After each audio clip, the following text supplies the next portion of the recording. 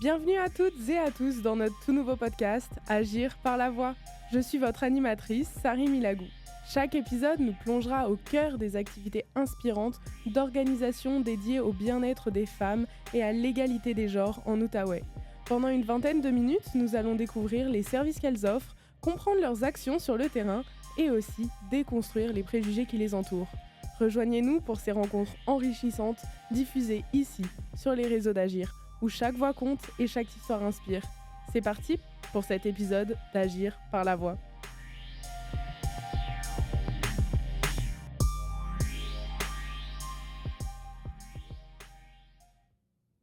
Merci d'accueillir nos invités. Bonjour, comment allez-vous ? Bonjour, bien merci. Et toi ? Super, merci. Bonjour Sari, ça va bien, merci. Et toi ? Merci, super.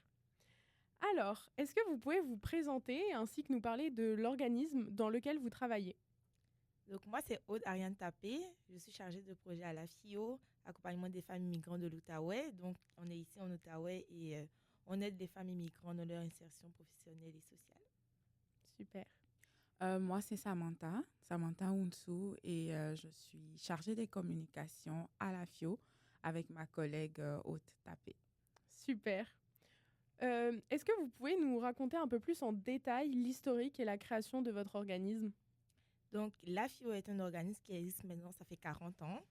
Donc, ça a été créé en 1984 par une religieuse, Patricia Leblanc, qui est toujours en vie d'ailleurs, et que nous saluons au passage parce que c'est une très belle initiative qu'elle a prise. Oui. Donc, aider les femmes immigrantes qui viennent ici, c'est très beau ce qu'elle a fait. De base, l'association avait été composée essentiellement des femmes d'origine latine et asiatique. Donc, le but à cette époque, et qui est toujours le même d'ailleurs, était de faciliter leur intégration dans la société d'accueil. Donc, dans la société québécoise. À cette époque, il n'y avait quasiment aucun soutien. Pourtant, il y avait une vague d'immigration en provenance des pays latinos et asiatiques. Et la FIO, à cette époque-là aussi, était Association des femmes immigrantes de l'Outaouais québécois. Okay. Cependant, au cours des dernières années, au vu de l'augmentation considérable de nos membres et vu qu'on aime nos femmes et leurs familles, la FIO est passée de association à accompagnement. Ok, d'accord. Super. Est-ce que tu veux rajouter quelque chose ou c'est ok ? Non. J'aimerais aussi peut-être, rajouter que justement, il faudrait souligner le fait que A compte pour accompagnement, puis pas association. D'accord. À cause de la mission c'est beaucoup plus élargi, comme elle a dit, au fil des années, puis aussi du nombre de nos membres qui ont augmenté. Donc, on a fait ce changement-là de manière stratégique pour pouvoir justement impliquer tout le monde, donc les femmes et leurs familles, donc qu'on accompagne.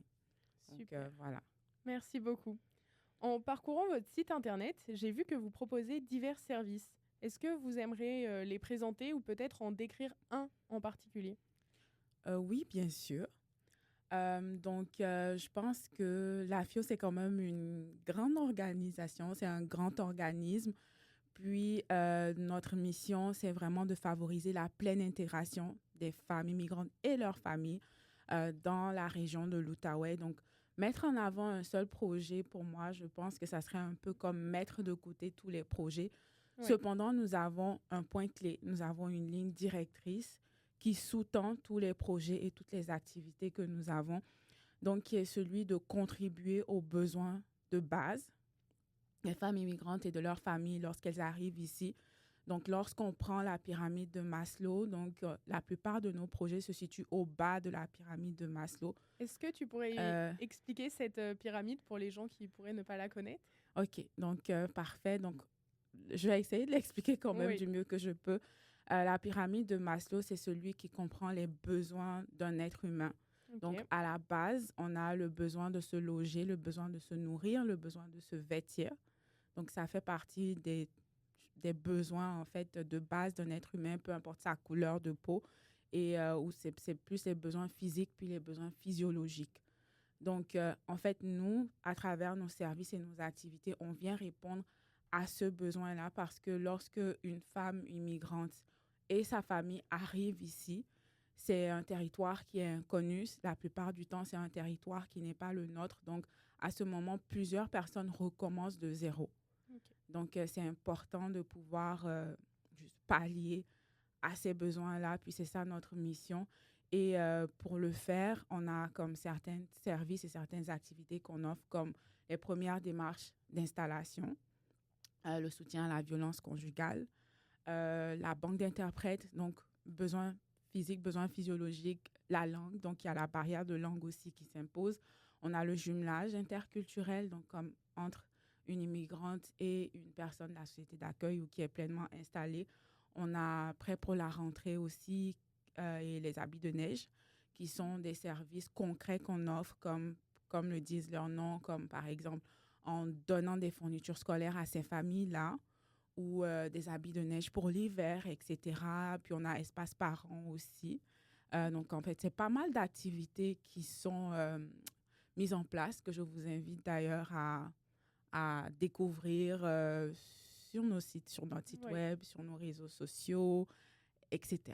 Puis, Oui, Objectif Intégration aussi, comment est-ce que je pourrais l'oublier? Puis, Objectif Intégration, c'est très important parce que pour ceux qui viennent d'arriver, ça leur permet de connaître vraiment la culture québécoise et Exact. l'histoire des Québécois. Donc, comment on est passé de la Nouvelle-France au Québec, quelles sont les lois qui ont été mises en œuvre ces dernières années. Donc, ça serait très important pour les personnes qui viennent d'arriver de faire Objectif Intégration. Mais moi, ça fait 4 ans que je suis ici, puis je le fais actuellement et je découvre d'autres choses. Donc, c'est vraiment très bien. Oui, Puis, il y a c'est un vraiment important. incitatif aussi, un chèque à la fin. Il y a un $230 à gagner. Exactement. Toujours bon à savoir, super.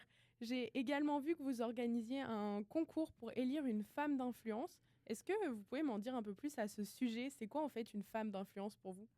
Oui, bien sûr. Donc, ça tombe bien que vous en parlez parce qu'en ce moment, les candidatures sont ouvertes pour le projet Femmes d'influence qui s'en vient au mois de novembre, d'ailleurs. Donc, le projet Femmes d'influence, c'est un projet qu'on organise avec la Chambre de commerce de Gatineau en partenariat. Et c'est organisé dans le cadre du gala Excelor.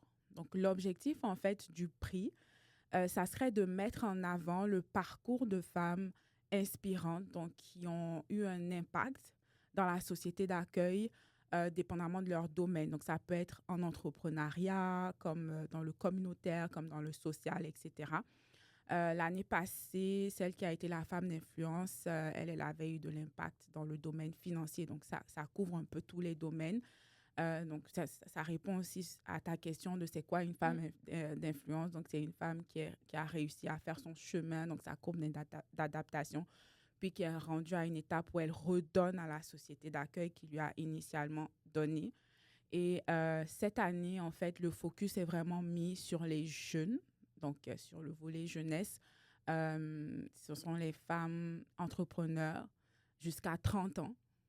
Et l'objectif est vraiment de souligner leur accomplissement et leur réalisation à travers ce prix que la FIO leur donne. Et C'est génial de mettre en avant comme ça des femmes qui sont jeunes en plus. C'est compliqué oui, de se montrer quand on est jeune. Donc c'est vraiment... exactement, surtout quand on est immigrant. Donc, Oui. on a la plupart du temps, on doit faire face à, je dirais, 3 biais, par exemple. On a le fait d'être une femme. Donc, ça, c'est un biais. Donc, déjà, quand tu es une femme, c'est beaucoup plus difficile. Ensuite, lorsque tu es jeune, tu as d'autres défis aussi. Il y a certains défis liés à ça. Puis, il y a aussi le défi lié au fait qu'on n'est pas du pays d'accueil. On est des immigrants. Donc, ça peut être la couleur de peau, ça peut être la langue. Donc, on reconnaît que c'est vraiment des gros défis. Des grosses barrières aussi que ces personnes-là ont réussi à briser pour pouvoir atteindre le niveau où elles sont. Oui, c'est très inspirant. Merci. Ok. Vous conseillez aux femmes immigrantes de réseauter. Mais pourquoi c'est important et surtout comment on s'y prend? Donc, c'est important de réseauter parce que ça nous facilite déjà l'accès à l'emploi. Parce que généralement, dans les réseautages, vous pouvez rencontrer plusieurs personnes, plusieurs employeurs. Puis, ça vous intègre aussi dans la société d'accueil. Vous allez connaître d'autres personnes. Vous allez vous sentir bien avec ces personnes-là. Et c'est pourquoi on leur conseille de réseauter. Oui, puis pour arriver en complément à ce que ma collègue Aude a dit, je pense qu'on sous-estime un peu le pouvoir des relations humaines, surtout lorsqu'on vient d'un pays différent où, par exemple, dépendamment du pays, c'est souvent les diplômes qui sont considérés. On peut arriver dans la société québécoise puis penser que, par exemple, parce que j'ai un doctorat ou j'ai une maîtrise, que si je postule à certains postes, ben, justement, par mérite, on va pouvoir me donner le poste. Sauf que, avec mon expérience, je pense que les relations humaines sont importantes encore plus ici et que le bouche à oreille, les références aussi sont quelque chose qui donne du poids. Oui. J'écoutais quelqu'un hier qui disait en fait que euh, la plupart du temps, pour ceux qui arrivent à trouver un poste dans des grandes sociétés, c'est souvent du bouche à oreille. Oui, Comme ça n'a carrément. pas forcément le même poids lorsque tu déposes ton CV sur le site web que lorsqu'une personne qui travaille dans cette entreprise-là te refère. Mm. Donc, ça répond un peu à la question lorsque tu nous demandes c'est quoi l'importance de réseauter. Parce que réseauter, en fait, ça nous permet de tracer notre chemin, de connecter avec une personne tout simplement sur des passions communes qu'on a et aussi, genre, de nous ouvrir les voies tout simplement, peu importe le domaine, que ce soit dans le fait qu'on recherche un travail, qu'on veut se lancer en politique ou qu'on veut être en entrepreneuriat, on a toujours besoin de l'autre, peu importe sa couleur de peau. Cette personne-là a toujours quelque chose à nous apporter. Puis, la plupart du temps, les immigrants ont tendance à rester entre eux Oui. et dans leur zone de confort. Mais malheureusement, cela ne nous fait pas toujours du bien. Donc, c'est important d'ouvrir aussi les horizons en apprenant à connaître d'autres personnes, surtout les personnes de la société d'accueil, mais aussi en les connaissant, on s'approprie aussi leur culture. Oui, carrément. Exactement. Donc, ça, c'est une manière de s'approprier leur culture aussi, mais d'apprendre plus vite sur la culture, mais aussi d'accélérer puis de faciliter notre intégration. Super, merci beaucoup pour cette réponse bien construite. Et avec tous ces conseils, les activités que vous offrez, quel est l'impact social que vous visez à avoir au sein de la communauté? Donc, vous savez, la FIO, c'est une référence ici en Outaouais. On vise vraiment à intégrer les femmes immigrantes dès leur premier jour ici au Québec.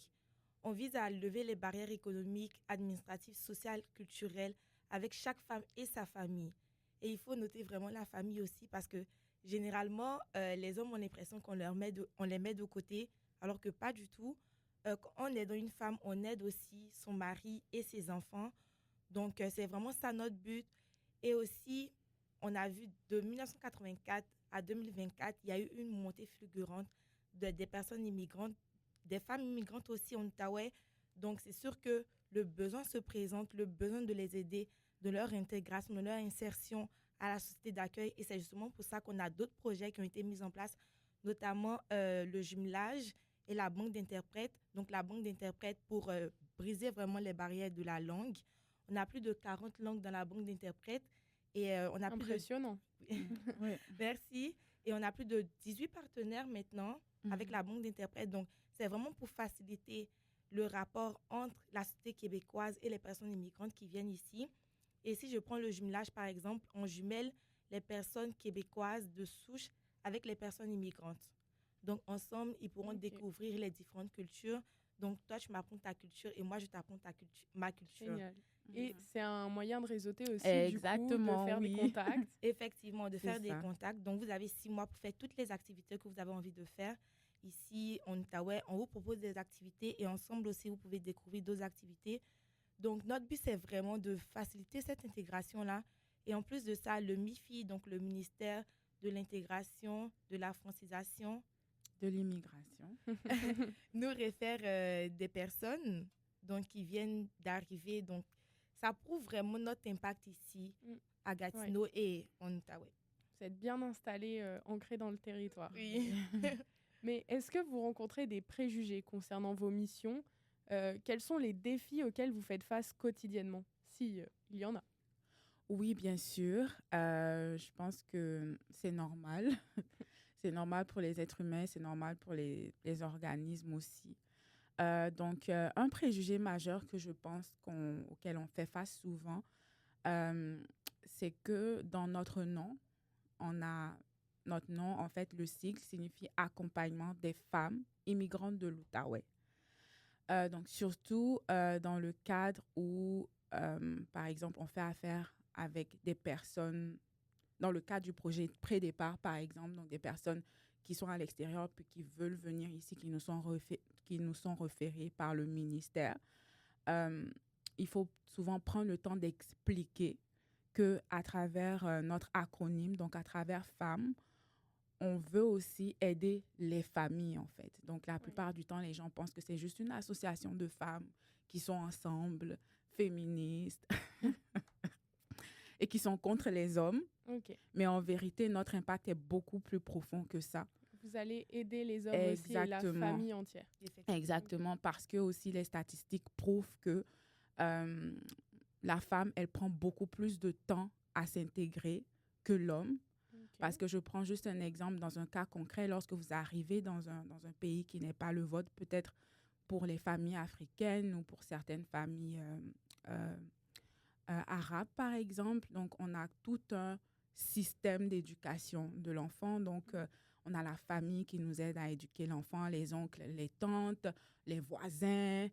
Comme on dit, c'est vraiment tout un village qui éduque l'enfant. Puis, on arrive dans un pays où on ne connaît personne, on n'a pas beaucoup de soutien, mais il faut que la vie continue, il faut que l'argent rentre, il faut trouver un emploi. Donc, la plupart du temps, c'est l'homme qui va sortir pour pouvoir aller trouver un emploi, apprendre la langue. Donc, son processus d'intégration est beaucoup plus accéléré.